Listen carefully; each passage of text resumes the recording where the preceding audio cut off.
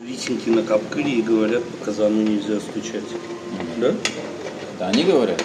В смысле, рисинки на капкире говорят, что нельзя по казану стучать? Ну вот стучат по казану, чтобы согнать, да, вот с капкыры Да, вот да, эти да. висенки. А говорят, по казану нельзя стучать. Нельзя стучать? Это разные школы есть. Смотря где ты делаешь. Вот если ты делаешь плов, и твой муж пришел с работы, да, тебе просто необходимо в этот момент сделать вот так, чтобы он слышал, что что-то готовится, и душа на место встала. Даже если только ты начинаешь мясо жарить, это не важно.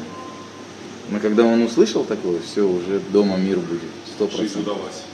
Да. А если ты в пустыне где-нибудь в Хорезме, надо вот так делать, чтобы враги не услышали. Располагали ветром.